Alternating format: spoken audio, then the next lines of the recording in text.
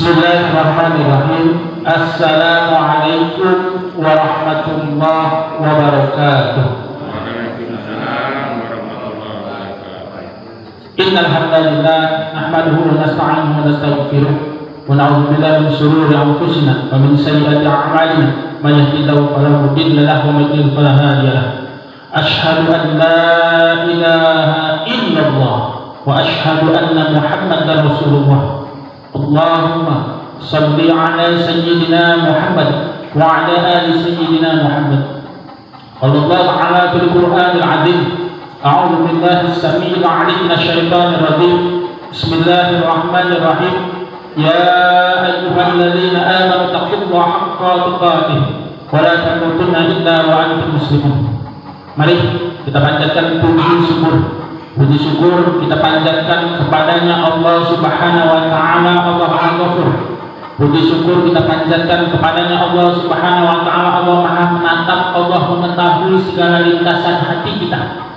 Puji syukur kita panjatkan kepadanya Allah Subhanahu wa Ta'ala. Karena apa? Karena sampai dengan hari ini kita diberikan satu karunia yang luar biasa. Satu nikmat yang tidak mungkin kita mampu menghitung nikmat-nikmat tersebut. Satu nikmat yang tidak mungkin kita mampu mengganti nikmat tersebut. Nikmat apa itu? Nikmat iman, nikmat Islam, nikmat sehat, nikmat waktu luang. Yang alhamdulillah aspek dari nikmat-nikmat Allah tersebut, kita sebagai hamba-hamba Allah yang beriman, kita masih mampu melangkahkan kaki-kaki kita menuju rumah Allah untuk melaksanakan sholat maghrib secara berjamaah di rumah Allah ini. Asbab dari nikmat-nikmat Allah tersebut, nikmat iman, nikmat Islam, nikmat sehat, nikmat waktu luang, kita dipertemukan di tempat yang mulia ini, di tempat yang luar biasa Allah muliakan, di rumah Allah ini, dalam majelis ilmu yang luar biasa.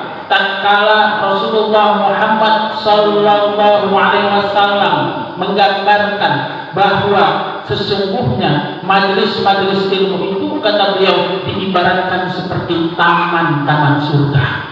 Maka bersyukur kalau hari ini kita masih senantiasa mampu menghadiri majelis-majelis ilmu, maka kita masih senantiasa berada di taman-taman surganya dunia. Mudah-mudahan kita tidak hanya berada di taman-taman surganya dunia saja, yaitu majelis-majelis ilmu, tapi kita benar-benar nanti berada di jannahnya Allah Subhanahu wa Ta'ala. Salam, mari senantiasa kita sanjung agungkan kepada beliau. Beliau kedua kita, beliau baginda Nabi Muhammad Sallallahu Alaihi Wasallam, serta keluarganya, sahabat-sahabatnya, dan para pengikutnya hingga yaumil qiyamah. Amin ya rabbal alamin. Saya hormati para ustaz, para jamaah Masjid Baitul Maqdis, insyaallah semuanya dirahmati oleh Allah Subhanahu wa Ta'ala. Insyaallah semuanya dimuliakan oleh Allah Subhanahu wa Ta'ala. Calon-calon ahli surga semuanya. Saya harus sampaikan, saya senantiasa sampaikan, kalau orang yang mampu istiqomah, seseorang yang mampu istiqomah mendatangi majelis-majelis ilmu, dialah calon-calon ahli surga. Dan insyaallah kita termasuk yang berada di dalamnya, karena kita berada dalam majelis-majelis ilmu. Ini perdana saya kesini, Pak. Ini perdana, walaupun sebenarnya mungkin kita bertetangga. Ya, saya di Pemiling juga, ya. Saya di Wisma Mas, nggak jauh dari rumah Pak Dalman. Nah, ya, mungkin tahu semua ya kalau di sini beliau, ya. Ya, tetangga beliau, cuma beda sama-sama di Wisma Masnya, tapi kami terpisah gang satu tunggalnya. Kami yang di Wisma Mas yang belakang santranya ada Masjid An-Nur. Kalau dulu ada musola, itu sekarang jadi Masjid An-Nur. Kita diamanahkan di sana, kepengurusan di sana. Aktivitas kita di pendidikan, ya, wakaf bidang keagamaan di Baitul Jannah. Aktivitas juga selain itu membina beberapa majelis taklim, dan saya juga penulis buku. Bukunya sudah keluar, itu buku tentang keluarga sakinah. Judulnya Merajut Cinta Hingga ke Surga. Ini, ya. Itu sudah biasa bedah buku, biasa parenting, dan lain sebagainya. Minta doanya biar ilmunya berkah dan manfaat. Ya. Minta doanya anak juga sedang menghafal Al-Quran di Pondok Sulaimaniyah. Pondok Sulaimaniyah itu punya negara Turki, tapi yang karena masih SMP ini masih yang di Indonesianya. Tapi insya Allah itu kedepannya nanti targetnya ke Turki insya Allah, mohon doanya. Ya, mungkin perkenalannya sedikit ya insya Allah. Mondok nggak lama, mondok cuma 8 tahun, nggak lama insya Allah ya. Insya Allah itu ya. Beberapa pondoknya di Lampung dan di Jawa Timur insya Allah itu. Insya Allah ahli sunnah wal jamaah ya, ahli sunnah wal jamaah ya, bukan insya Allah, yakin insya Allah sunnah wal jamaah ya, bukan aliran yang mazhabnya Soekarno, bukan ya, insya Allah ya. Bapak hadirin insya Allah dirahmati Allah Subhanahu Wa Taala. Biasanya di sini itu Isya dilanjutkan apa Isya selesai? Oh, Isya selesai. Ada tanya jawab ya? Ada, boleh. Karena biasanya saya senang taklim itu dialog ya. Isya kita jam berapa? 7:15 ya, 19 atau 15. Iya. Bapak hadirin insyaallah dirahmati Allah Subhanahu Wa Taala. Islam adalah agama yang sumul. Islam adalah agama yang menyeluruh, yang sempurna, yang mana semua diatur di dalam Islam. Mulai dari hal yang paling kecil sampai yang paling besar. Dari mulai bangun tidur sampai tidur lagi, itu diatur di dalam Islam. Saya bersyukur dan alhamdulillah pernah mempelajari perbandingan agama. Saat saya kuliah S1 saya belajar di Fakultas Dakwah, tidak di sini di Jawa. Kami belajar perbandingan agama. S2 saya baru di sini. Nah ini selesai alhamdulillah. S1 saya belajar perbandingan agama, jadi saya tahu belajar. Dan waktu itu belajar perbandingan agama itu kalau belajar agama Nasrani ya langsung dari pendetanya. Kalau belajar agama Buddha dari tokohnya. Jadi beberapa kitab mereka itu saya punya. Sebagian masih ada di rumah, tapi sebagian saya tinggalkan, apalah saya pikir. Nah ini ya. Tapi ternyata luar biasanya.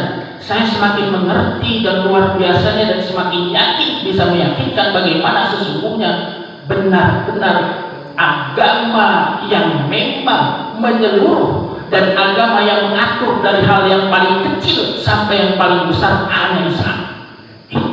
Kita semakin yakin, walaupun sebenarnya sudah yakin. Tapi kadang-kadang ada orang-orang yang kadang-kadang iya kan sama, agama sama, semua sama, tergantung dan lain sebagainya. Maka dalam hal ini luar biasa. Terlebih dalam hal masalah kesucian, Islam itu mengatur luar biasanya. Sampai-sampai kita lihat Rasulullah Muhammad Sallallahu Alaihi Wasallam pernah bersabda, kata beliau, at-tahuru satrul iman. Kebersihan itu sebagian daripada iman. Ada riwayat yang lain yang diperselisihkan. Kalau yang ini yang lebih sahihnya at-tahuru satrul iman. Tapi ada riwayat lain yang diperselisihkan, yang dhaif, bahkan ada yang mengatakan maudhu. Tapi ini familiar, lebih banyak dikenal. An-nazafatu minal iman. Ya Pak ya. Banyakan malah yang banyak kenalnya itu. An-nazafatu minal iman. Kebersihan itu sebagian daripada iman. Pada riwayat ini lebih lemah. Bahkan ada sebagian yang mengatakan itu maudhu. Ini yang lebih sahih, yang lebih kuat adalah at-tahuru satrul iman. Kebersihan itu sebagian daripada iman. Nah, pertanyaannya apa sih bedanya toharoh sama nazofah? Ini memang dalam bahasa Arab itu beda-beda. Sama aja kalau kita artikan ke bahasa Indonesia memang toharoh bersih, lalu an-nazofah bersih. Sama saja kalau kita bicara mengartikan manusia, anas manusia, lalu basar manusia, al-insan manusia ya. Cuma dalam bahasa Arab itu ada artinya masing-masing. Sama atau harah atau hur apa artinya? An-nazofah apa artinya? Nah ini. Maka maknanya sebenarnya di sini kalau at-tahur atau harah itu artinya dia itu adalah suci. Suci. Maka kalau suci itu pasti dia sudah bersih. Sementara an-nazofah dia bersih belum tentu suci. Nah ini yang perlu kita pahami. Maka hari ini kita kadang-kadang memahami hal-hal di dalam Islam ini kadang-kadang menganggap sepele hal-hal tentang kebersihan. Padahal apalagi tentang kesucian. Padahal kesucian ini begitu penting. Maka di dalam Islam bab-bab tentang kesucian di awal itu dibahas tuntas. Ini bahkan sampai-sampai apa? Kalau kita pernah mungkin banyak mubalik menyampaikan, banyak ustadz menyampaikan. Dalam riwayat Rasulullah itu pernah melewati satu makam. Maka tatkala beliau melewati satu makam, dengan izin Allah beliau bisa melihat bagaimana kondisi orang yang berada di alam barzakh tersebut. Apa? Dia sedang disiksa di dalam kubur. Apakah orang yang disiksa di dalam kubur itu bukan karena dia tidak sholat? Bukan, dia ibadah, dia sholat. Tapi kenapa? Karena ternyata dia semasa hidupnya tidak istinja dengan baik, tidak bersuci dengan baik. Nah, ini kadang-kadang kita menganggap sepele tentang istinja. Kita kadang-kadang menganggap sepele tentang bersuci. Bahkan tentang bab-bab tentang bagaimana memasuki bab-bab tentang adab-adab istinja. Padahal dimulai dari kesucian inilah ibadah-ibadah kita nanti bisa baik dan benar. Bayangkan Pak, kalau kita hari ini ya tata cara bersucinya saja belum benar. Jelas kalau sudah, kan gampang sih, standar fikih itu paling mudah sebenarnya. Standar fikih itu tinggal lihat ibadah saya diterima Allah apa tidak. Kalau kita pakai standar fikih, tinggal lihat syarat rukunnya terpenuhi enggak. Kalau syarat rukunnya terpenuhi, maka dia sah. Kalau sah, insya Allah diterima. Nah itu kalau pakai standar fikih. Nah, maka gampang. Nah, tapi kalau seandainya sudah ibadah saya diterima tidak, syaratnya terpenuhi enggak, rukunnya terpenuhi enggak? Enggak. Ya sudah jelas pasti dia tidak sah. Kalau tidak sah, dia jelas tidak diterima. Ya, wudu umpamanya, rukun wudunya udah ada yang hilang satu, berkurang, makanya jelas tidak sah. Kalau tidak sah tidak diterima. Dan itu beruntung kalau wudunya sudah tidak sah, maka jelas kedepannya sholatnya juga pasti tidak sah. Nah ini hati-hati. Saya sering menemukan kadang-kadang seusia anak-anak SMA, anak kuliah itu cara wudunya saja nggak benar. Itu baru cara wudu. Dan yang lainnya juga bab tentang kadang masuk. Nah ini hal yang paling sepele. Dan hari ini saya akan sedikit membahas tentang apa? Bab tentang baba adabi dukhulil khala. Apa itu? Bab tentang masuknya, adab-adab masuknya ke dalam baitul khala. Baitul khala itu jamban, WC, kamar mandi. Ini yang kadang-kadang sering dianggap sepele. Apa sih? Biasa aja, gitu aja kok repot. Nah ini kadang-kadang begitu. Padahal ini luar biasa. Kita lihat, ya. Kenapa? Kita lihat. Nah, dalam saya ambil kitab ini, kitab Bidayatul Hidayah, ya. Fa'idza basatta baital ma'i, ya.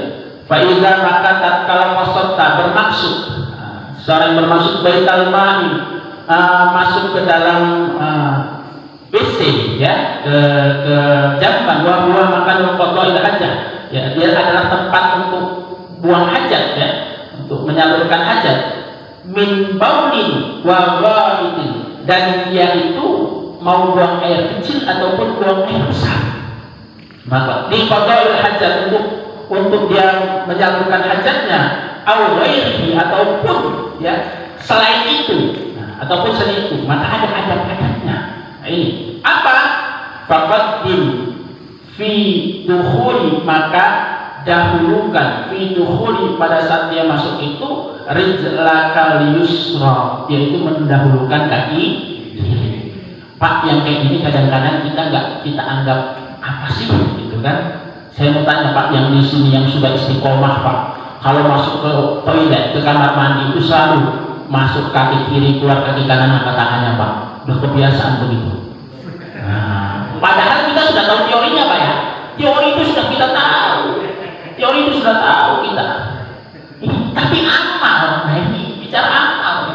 Maka apalagi bicara adab, karena kita menganggap sepele yang demikian. Padahal dalam ibadah di hadapan Allah tidak ada yang sepele, tidak ada yang sepele. Tapi karena kita menganggap udah sih kayak gitu. Apalagi mohon maaf udah kebelet ya, udah kita nggak lihat lagi kanan kiri, udah masuk aja kita. Boro-boro mau baca doa. Iya. Padahal Pak, sebagus-bagusnya kamar mandi, sebagus-bagusnya WC itu tempat senangnya jin. Iya, tempat senangnya jin. Ustaz, WC saya mah bagus, ada AC-nya, gitu, umpama. Ya tetap saja jin paling senang di sana. Maka apa di sana? Maka ada adabnya. Pertama dengan kaki kiri. Lalu apa? Wafil khuruji, dan tatkala dan wafil khuruji, dan saat dia keluar rijlakal yumna, dan dia dengan kaki kanannya, dengan kaki kanannya. Nah, wala tashib syai'an alaihi. Jadi jangan ismullahi wa rasulih. Jadi jangan kalian itu masuk ke dalam toilet, ke jamban, ke WC. Itu apa? Itu membawa sesuatu yang bertuliskan asma Allah dan Rasulnya. Ya. Kadang, maka saya paling tidak senang kalau ada orang itu pakai baju ada kalamullah di bajunya. Kan ada Pak ya, yang sabun-sabun itu kalimat ya. Khawatirnya ini kalau dia sudah pakai baju ada lafaz Allah dan lain sebagainya. Kayak mana nanti kalau dia masuk, mohon maaf, ingin buang hajat, masuk aja gitu. Nah, ini. Masa dia mau buka baju? Nah, buka baju. Iya, memang harus buka baju kalau gitu. Nah, ini. Nah, kadang-kadang ada itu orang-orang itu begitu. Kaosnya tulisan asma Allahnya. Ini hati-hati. Maka karena itu larangan. Bahkan ini terjadi ikhtilaf, terjadi perbedaan pendapat. Sebagian ulama mengatakan memakruhkannya, sebagian besar memang memakruhkannya, tidak sampai kepada haram. Ini. Tetapi ada sebagian kecil ulama sampai membahasnya sampai kepada haram. Walaupun itu sebagian kecil, ya. Karena terkait fikih ini kalau ranahnya ikhtilaf sebenarnya gampang, Pak. Apa kalau kita bisa sepakati dan ini kaidah fikihnya? Kaidah fikihnya apa? Ranahnya khilafiyah itu la yunkaru al-mukhtalafi wa innama yunkaru al-mujma' alaihi. Seseorang itu boleh saja mengikuti pendapat yang masih diperselisihkan ulama. Kita tidak boleh mencegah hal itu kecuali sesuatu itu sudah disepakati oleh ulama. Artinya, kalau di tingkatan ulama, imam-imam mujtahid itu berbeda pendapat, kita yang bukan ulama, ya sifatnya pilihan. Nah, hari ini kan banyak berantem karena nggak paham. Beca hari raya aja berantem kan kemarin, ribut, hal-hal ya, padahal gampang. Kalau kita lihat perbedaan pendapat, nah tinggal pilihan. Saya mau ikut pendapat Imam Syafi'i, silakan konsisten dengan pendapat Imam Syafi'i. Saya mau mengikuti Imam Malik, ya konsisten dengan pendapat Imam Malik. Jangan sehari ikut Imam Syafi'i, besok Imam Hambali, besok Imam Malik. Nah ini kan bahaya. Nah ini konsisten dengan itu. Dan itu sifatnya pilihan. Maka damai sebenarnya. Nah, kita lihat ini. Maka kembali. Maka di sini apa? Jangan memakai ataupun membawa sesuatu yang ada bertuliskan Allah dan Rasulnya. Wala tadkhul, dan jangan masuk ya hasirul waqsi. Nah ini bagian dari adab. Dengan kepala terbuka, ini bagian dari adabnya. Jadi sunnahnya, anjurannya itu kepala tertutup, pakai peci tidak boleh, pakai topi tidak boleh, itu bagian kesunahan. Nah ini bagian kesunahan. Nah ini ya namanya sunnah ya, dikerjakan dapat pahala, ditinggalkan rugi. Benar Pak. Iya. Karena pendapat dahulu kita waktu masih kecil dulu kan apa? Dikerjakan dapat pahala, ditinggalkan tidak apa-apa. Ini paling nggak apa-apa kok, udah nggak usah dikerjain. Nah, emang yakin dengan amalan fardu kita? Sudah sempurnakan orang sholat aja sering lupa rakaat apa ya? Iya, kadang-kadang lupa rakaat, Allahu Akbar gitu kan? Lupa rakaat. Itu mau cuma ngandalin yang fardu-fardu saja. Nggak mau kita mengamalkan yang sunnah-sunnah. Ini maka di sini wala hafil qadamaini, dan jangan hafil qadamaini, jangan kalian itu tanpa alas kaki. Maka kesunahannya masuk ke dalam zaman itu memakai alas kaki, sandal dan lain sebagainya. Walaupun gimana kalau nggak pakai ya nggak apa-apa, nggak dosa. Nah ini kan bagian dari adab. Nah ini bagian dari adab. Wakul dan inda dukhuli, wakul dan berdoa inda dukhuli. Jadi berdoa inda dukhuli saat masuk ke dalam jamban, ya masuk. Nah ini doa ini bermacam-macam. Silahkan, banyak riwayat. Hadis yang familiar yang sering mungkin kita banyak hafal, doa gitu, Allahumma inni a'udzubika minal khubusi wal khaba'is, silahkan. Atau kalau yang dalil yang lain silahkan. Ya dalam kitab ini dikatakan Bismillah a'udzubillahi minar rizqi nijsir khabithil muhbithi asyaitanir rajim. Silahkan. Enggak apa-apa. Yang penting kita berdoa. Atau minimal ngapal. Kan gimana ngapal? Ya udah a'udzubillahi minasyaitonir rajim gitu aja. Nah, kenapa jangan sampai? Kenapa? Kita mohon perlindungan kepada Allah apa? Dengan menyebut nama Allah, aku berlindung kepada Allah apa?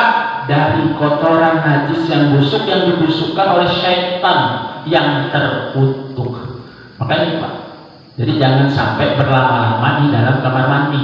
Bahkan kadang-kadang apa? Ada artis-artis kamar mandi. Siapa artis kamar mandi? Yang biasa dia nyanyi di kamar mandi. Nyanyi, betah. Kadang saya kalau dapat ilham malah di kamar mandi. Iya. Sambil itu mereka yang ahli hisab itu Pak sebenarnya. Ahli hisab tanda kutip Pak ya. Ahli hisab yang hisab terus. Nah itu ya. Nah, itu.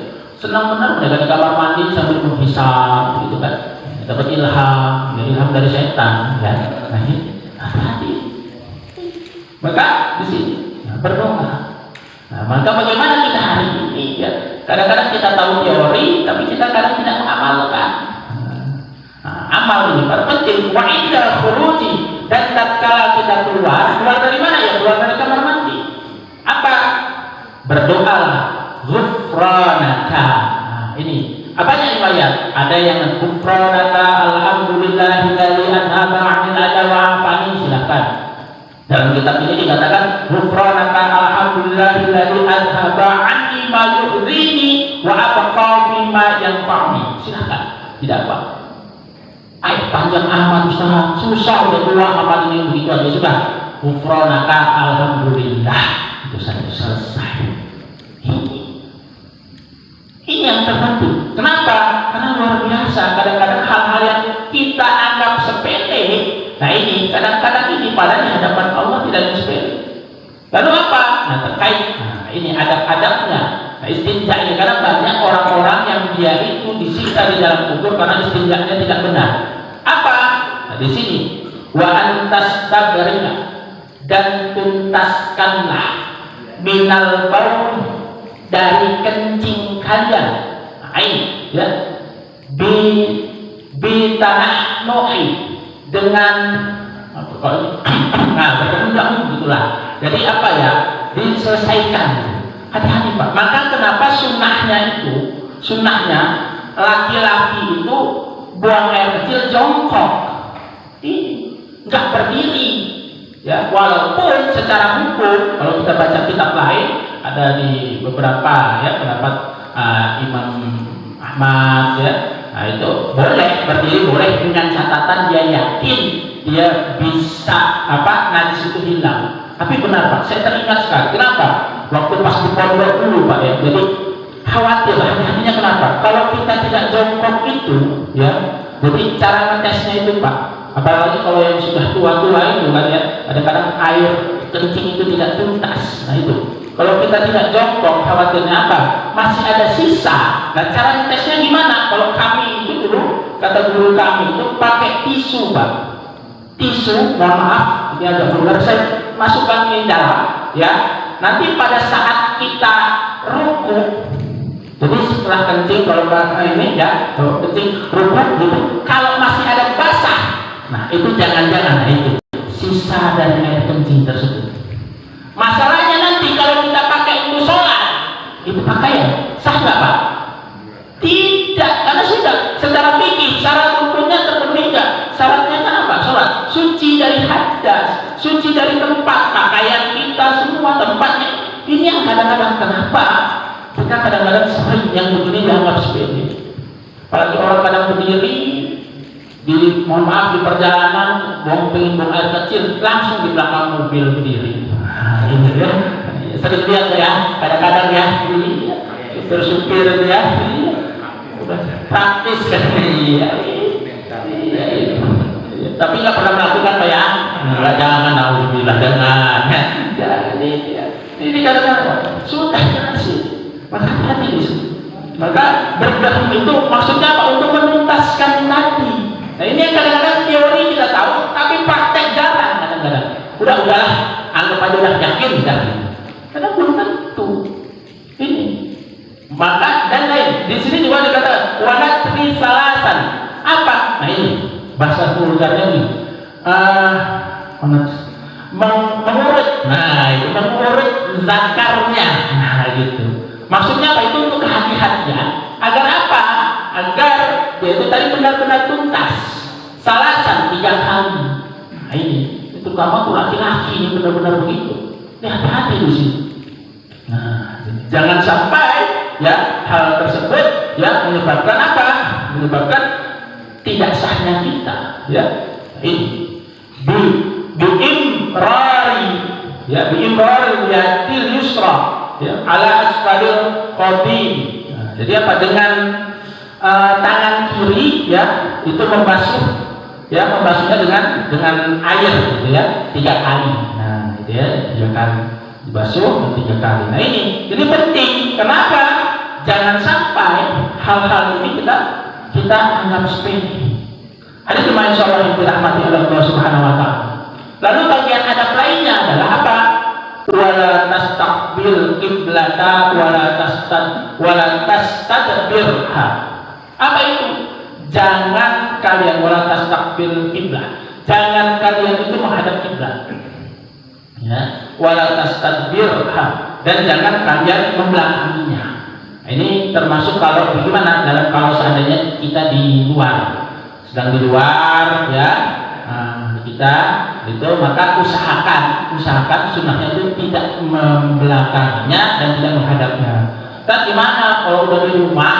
Ya, di rumah udah tempatnya udah ada kiblat, itu tidak apa-apa karena dia sudah terhalang ya, tidak. Ini bagi kalau pas saat kita di luar ya kondisi tertentu, nah itu maka sunnahnya itu tidak menghadap ataupun membelakanginya. Ini penting ya, jangan sampai. Kenapa? Karena memang banyak orang disiksa kubur itu karena dia itu tidak dengan baik. Mana dasarnya? Mana dalilnya? Wa Abi Hurairah radhiyallahu anhu. Dari Abi Hurairah radhiyallahu anhu, qala Rasulullah sallallahu alaihi wasallam. Rasulullah sallallahu alaihi wasallam bersabda, Istanzi huwa minal maut ya. Istanzi huwa minal maut. Istanzihu minal maut fa inna ammata azabil qabri minhu. Nah ini. Jadi apa? Jadi dari Abu Hurairah ya, Rasulullah bersabda, apa kata beliau? Ya, istanzihu, bersihkan minal baul, dari kotoran, dari air kencing kalian itu ya. Fa inna ammata, karena sesungguhnya banyak orang-orang itu, kebanyakan manusia itu ya, azabil qabri minhu, terkena siksa kubur minhu karena tidak beristinja dengan baik. Nah ini kadang-kadang sepele kita. Ini hal-hal yang kita lakukan. Nah, bagaimana kita yang tidak kadang-kadang tahu teorinya, kita paham, tapi kita kadang-kadang ya kita tinggalkan itu. Ya. Termasuk bagian adab adalah apa? Tidak sambil berbicara. Tidak sambil berbicara. Kadang-kadang mohon maaf, sambil bicara, sambil nyanyi dan lain sebagainya. Padahal kata Rasulullah, wa an Jabir qala, ya, dari Jabir beliau berkata, qala Rasulullah sallallahu alaihi wasallam, idza taqawwa rajulani falyatawarra kullu wahidin minhuma an sahibihi wa la yatahaddatsa fa inna Allaha yanqutu ala dzalik. Jadi dari Jabir bin Abdillah dia berkata bahwa Pak Rasulullah SAW bersabda. Jadi kata Rasulullah, apa? Bila ada 2 orang, rajulani, ada 2 orang yang dia itu diantaranya itu buang air, ya, kullu wahidin minhuma, ya, dua orang itu apa? Hendaklah ya saling membelakangi dan jangan berbicara. Kenapa? Karena kata Allah, kata Rasul, fa inna Allaha yanqutu ala dzalik. Sebenarnya Allah itu murka dengan hal yang demikian. Pak, saya pernah, jadi saya punya kawan di pondok yang lain, pondok tradisional itu pondoknya masih, tapi banyak santrinya, ada ratusan lah, persisnya berapa saya tidak tahu. Nah itu, jadi saya menginap karena di tempat kawan saya itu saya menginap lah. Nah, begitu saya lihat, nah ini kadang-kadang ya agak sembrononya ini ya. Saya lihat apa di tempat toiletnya itu yang kadang-kadang tempatnya masih tidak tertutup dengan baik, maka kadang-kadang masih terlihat. Nah ini yang bahaya sebenarnya. Maka kadang-kadang santri itu masih bisa bincang-bincang. Nah ini berbahaya hal demikian. Padahal itu sudah di lembaga Islam, lembaga yang mestinya ngerti, bukan cuma teori tapi mestinya aman. Nah, maka mari dari kita sekarang kita coba untuk kita aman. Kenapa? Ilmu yang sedikit, dalam ini kata hikmah, ini bukan hadis. Ilmu yang sedikit dibarengi dengan amal itu lebih bermanfaat daripada banyaknya ilmu tapi tidak dibarengi dengan amal.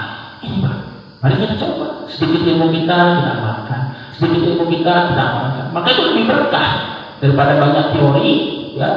Yang seperti ini sering kita datang pengajian, tapi hanya sekedar teori tidak diamalkan, maka itu akan menjadi sia-sia. Maka bahkan khawatirnya malah jadi apa? Menjadi orang-orang yang dikatakan apa? Kabur makan. Nah ini yang bahaya kalau sudah masuk begitu. Dia paham, dia ngerti, tapi dia justru tidak melakukannya. Nah itu yang bahaya. Hadirin insyaallah dirahmati Allah Subhanahu Wa Taala, karena memang katanya tadi sampai bisa ada ruang dialog sedikit, ya biar bisa ada dialog. Saya senang seperti itu. Nah, waktu singkat, mudah-mudahan bisa berguna dan bermanfaat. Silakan jika ada yang ditanyakan. Ya. Assalamualaikum warahmatullahi wabarakatuh. Waalaikumsalam warahmatullahi wabarakatuh. Dinasihatkan bahwa kalau kita buang air kecil, Ya. itu sebaiknya copot. Ya. Nah, yang saya temui di masjid-masjid besar Ya. dan bagus-bagus itu toilet kencingnya itu Berdiri. semua. Ya. Menurut Ustaz bagaimana itu? Iya. Nah, jadi begini. Kemarin saya ke masjid, saya kaget. Iya. Begitu juga Iya. yang ada di Masjid Al Jabar. Bagus banyak banget, tapi Benar. yang berdiri semua. Berdiri semua, ya. Itu mungkin di Darul Taufik juga begitu. Iya. Ya mungkin Ustaz bisa memberikan pendapat. Iya. Assalamualaikum warahmatullahi wabarakatuh. Waalaikumsalam warahmatullahi wabarakatuh. Menarik sekali, ya. Ternyata hari ini kita lihat, kita berbicara tentang sunnah, bicara tentang adab. Ternyata di tempatnya sendiri, di rumah Allah, di masjid-masjid sudah kadang-kadang menghilangkan sunnah itu. Hati-hati Pak, memang hari ini ghazul fikr, perang pemikiran itu sudah mulai masuk kemana-mana hari ini. Pak, Yahudi mereka itu tahu sekali bagaimana cara menghancurkan umat Islam. Mereka tidak mungkin bisa menghancurkan yang namanya agama Islam kalau langsung secara terang-terangan mereka tidak mampu. Jadi bagaimana? Dirusak dari dalam. Ghazul fikr, perang pemikiran. Gimana caranya agar umat Islam sehasta demi sehasta ya itu mengikuti gaya berpikir mereka. Dan itu sudah disampaikan oleh Nabi Muhammad SAW. Ini akhirnya apa? Kita sering sekali talbis. Apa itu talbis? Percampur adukan antara hak dan batil. Nah ini mereka tahu cara menghancurkan umat Islam itu satu, dibuat gimana? Buat karena mereka tahu bahwa doanya orang Islam ini mustajabah, diijabah oleh Allah, dan mereka tahu caranya supaya orang-orang Islam itu doanya tidak diijabah. Masuklah ke dalam diri orang-orang Islam itu, ke dalam tubuhnya itu sesuatu yang haram. Karena kalau kita baca Pak, hadis Arba'in Nawawi, hadis ke-10 yang familiar itu, panjang hadisnya itu kan ada bahwa apa? Ya, Allah itu kan menerima hanya yang baik. Allah itu maha baik dan Allah hanya menerima yang baik. Ya. Inna Allah thayyibun la yaqbalu illa thayyiban. Itu kan. Itu ada rajul yang dia mengangkat tinggi, ya berdoa mana mungkin akan dikabulkan. Kenapa? Karena yang ada di dalam tubuhnya semua sesuatu yang haram. Ini mereka ingin begitu supaya apa? Terus dibuat semua kotor, semua kotor. Maka itu sebenarnya proyeknya orang-orang dianggap sudah nggak apa-apa. Memang kalau bicara secara fikih, nah kita standar fikih Pak. Standar fikih itu memang ya berdiri kenapa? Ya boleh memang, nggak apa-apa. Asalkan ada catatan, asalkan yakin percikan-percikan najis itu tidak mengenai pakaian kita. Tapi kan khawatir Pak dengan jarak yang sedikit itu. Makanya kadang-kadang Pak saya kalau ke masjid yang ada begitu saya coba cari malah ke toiletnya.